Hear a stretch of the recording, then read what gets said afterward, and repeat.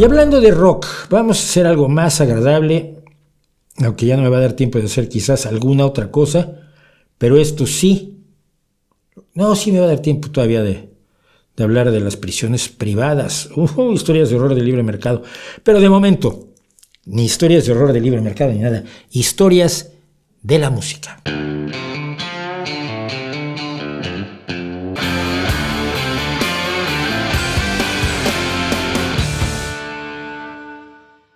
Miren ustedes qué preciosa bandita de jazz. Estamos alrededor de 1920-25. Y estos muñecazos tocan jazz. Par de violines, un contrabajo, dos trompetas. No, una la de la derecha es trompeta y el del centro creo que es lo que llaman un cornetín. Cornet. Su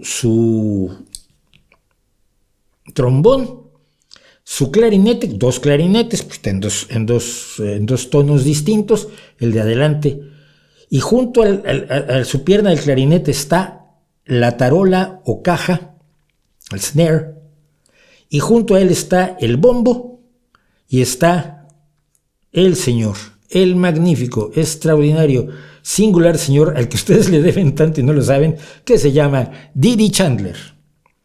Y Didi Chandler está con sus dos baquetas, ¿cuál debe ser?, frente a su bombo. Y si miran en el pie derecho de Didi Chandler, hay una cosa rara allí apoyada en el bombo. Es el primer pedal de un bombo. A Didi Chandler se le ocurrió que podía tocar el bombo al mismo tiempo que tocaba la caja o tarola, y para ello inventó un rudimentario pedal que debe haber sido muy difícil de manejar, que no tiene nada que ver con los pedales de acción múltiple maravillosos turbo cargados que se usan hoy para hacer redobles en el bombo con los dos pies, pero fue el primero.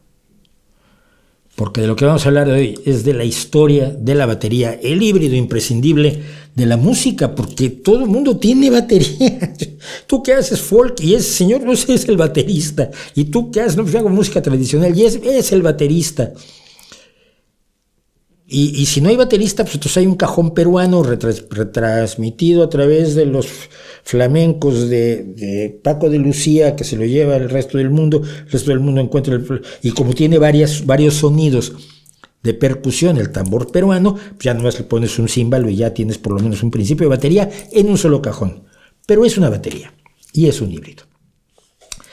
La historia más o menos comienza con la creación de la primera versión la orquesta en la que estaba tocando Didi Chandler era la orquesta John Robichaud, por supuesto, porque no podría ser de otra forma, en Nueva Orleans, donde se inventa la mayor parte de la música que vale la pena en los años de los fines del siglo XIX, principios del XX. Bueno, entonces la John Robichaud Orchestra de Nueva Orleans en 1896,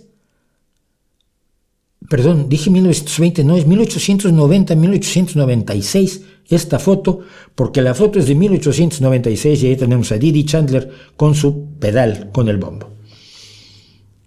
Era un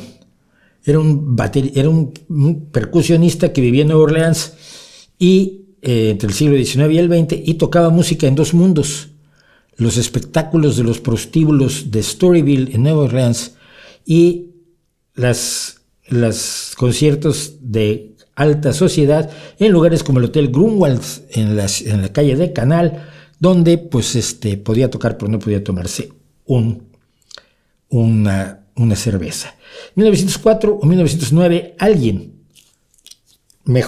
evolucionó el pedal de Didi Chandler y lo patentó. Bueno, ¿por qué digo que es un instrumento híbrido? Bueno, porque está formado por lo siguiente: tienes la tarola o caja, que es el tambor militar de toda la vida. La caja, con parches de cuero, que se tensaban con unas cuerdas, todavía se hace, y el tambor español, el tambor asturiano, por cierto, el tamboril asturiano es así, y se tocaba, como te lo traías colgado de aquí, y estaba inclinado hacia allá, el parche miraba hacia acá, entonces la mano derecha no podías tocarlo así, entonces se tocaba al revés. La mano derecha, la mano izquierda llevaba la baqueta distinto de la derecha. Pero las inmigrantes de China y Japón a principios del siglo XX, sobre todo los inmigrantes chinos que vienen a Estados Unidos a hacer el ferrocarril transcontinental de Nueva York a San Francisco, de Nueva York a San Francisco. Los que quedaron hicieron Chinatown en San Francisco, a los que les hicieron la vida muy imposible fueron los chinos que fueron primero a México, la primera gran inmigración china a México a principios del siglo XX. Y ellos traían otros tambores, que eran unos tambores más grandes, más altos, con un sonido más grave, boom. Los toms o tom-toms. Bueno. Pero originalmente, mira, la historia es esta. Se las voy a contar como la cuenta Wynton Marsalis, que para mí son los más grandiosos músicos que hay en este momento en el mundo. Un trompetista que igual hace los conciertos para trompeta de Bach, que el blues más delicioso que puedan imaginarse. Además tiene sabe de música todo lo que hay que saber. Y él contaba que primero tenían al que tocaba el tambor. Entonces le dijeron, ¿podrías tocar 2 tambores? Sí, pues el bombo, antes del pedal de Didi Chandler, le daba con la mano una mano al bombo y con la otra a la tarola, ¿no? Ya. Pero, oye, si ponemos aquí un pedal y tocas otros tambores, pues tienes el bombo con un pedal y tienes unos toms y tienes una tarola. Entonces, que alguien que no quería pagar más músicos le dijo, el pie izquierdo no lo estás usando para nada. Y entonces inventaron esto que es los primeros platillos accionados por pedal, que no era alto, era bajo. Low voice se llamaba el chico bajo, el chico de baja estatura, mientras que al Charles o contratiempo, se le llama distinto en cada país, no sé por qué, le llaman en inglés hi-hat, sombrero alto, a diferencia del low boy, que era este. Y entonces, según cuenta el maestro Wynton Marsalis, pues así se ahorraba 4 músicos el empresario. Algo de cierto tiene la historia, que finalmente es jocosa, pero que tiene también que ver con esto. Al del bombo, que se colgaba también y lo traías enfrente, pues en vez de darle con las 2 manos a los 2 parches del bombo, le dabas con una y con la otra tocabas los címbalos. El low hat y el hi-hat. Bueno, el hi-hat fue inventado al parecer por este señor que aparece arriba a la derecha, William O'Neill Spencer.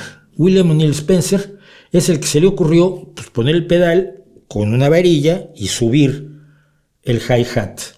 Y su primer maestro fue el hombre que aparece en las otras 2, obviamente con una indumentaria más moderna, que es el primer gran maestro de la batería, Papa Joe Jones, que fue uno de los que le dio presencia a la batería.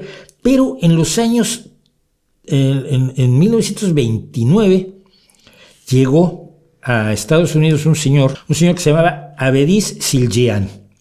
Y llamándose Avedis Siljian, era armenio, porque los armenios acaban en AN y muchos se llaman Avedis en grandes cantidades.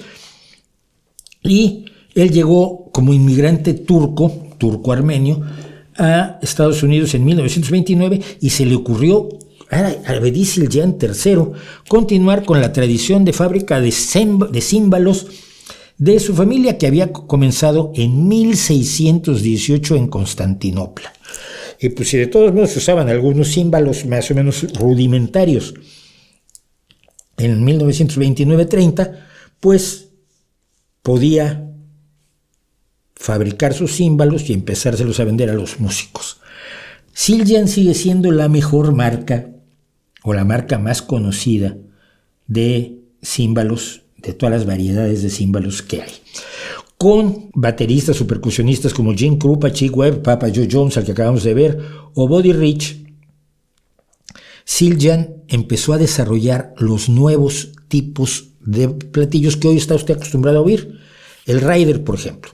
El rider es un platillo que no es estridente, es más delgadito y por lo tanto tiene un sonido menos agresivo y puede uno estarlo tocando todo el tiempo, como si estuviera andando sobre él.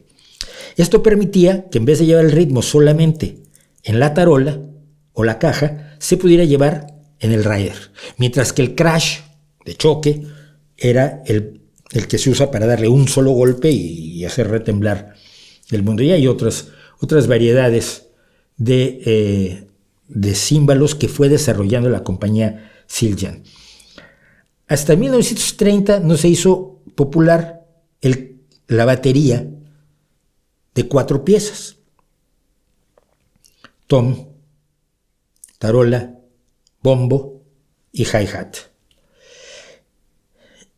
Y en 1940, cuando ya se había desarrollado con címbalos y con todo lo que ahora vemos normalmente en una batería, al baterista de jazz Louis Bellson se le ocurrió hacer el pedal doble del bombo. Y esto es importante porque mucha gente cree que es algo que hizo el rock, sobre todo porque lo llevaron a niveles delirantes gente como Bonzo, el baterista de Led Zeppelin.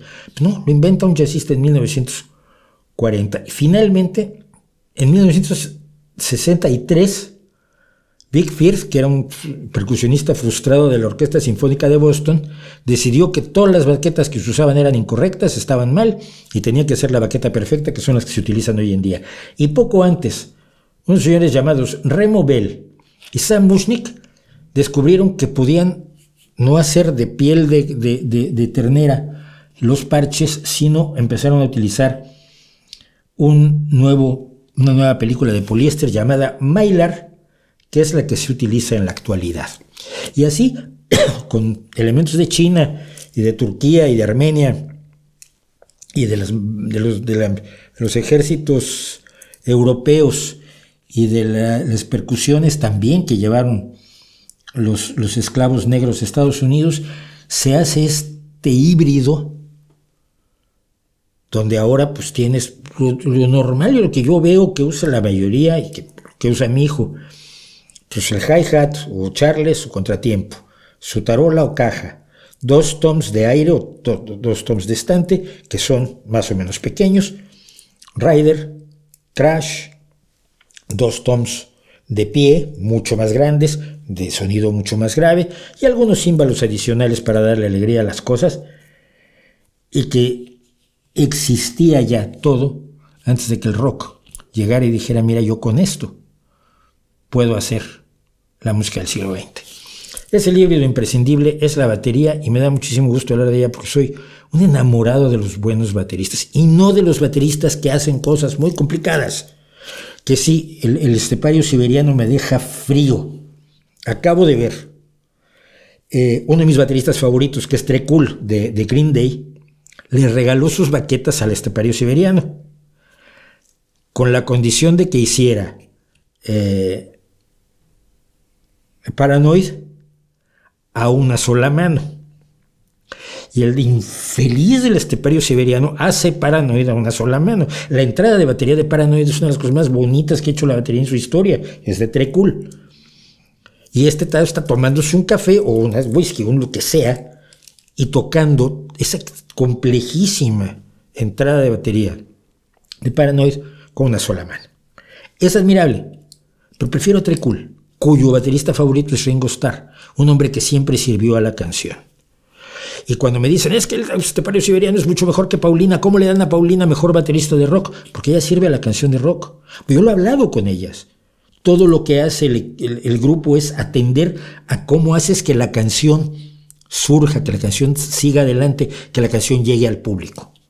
No es, mira qué buenos solos hago, que son, tanto las tres son absolutamente, cuando las ves ensayando, son virtuosísimas en sus instrumentos, sino no, es que yo no estoy aquí para lucir, yo estoy aquí para que sepas que hay esta canción que se refiere a ti. Esos son los grandes bateristas, son los bateristas que me gustan más. Me gustaba por eso Keith Moon más que Bonzo. Por eso me gusta Tré Cool, por eso me gusta Ringo Starr, por eso me gusta el baterista de Police, que ahora acabo de olvidar cómo se llama, por supuesto, tengo que olvidar los dos, y por eso me gustaba Neil Peart, porque servía a la canción, aunque cuando hacía un solo de batería había que escucharlo. Esto es, pues, el híbrido imprescindible.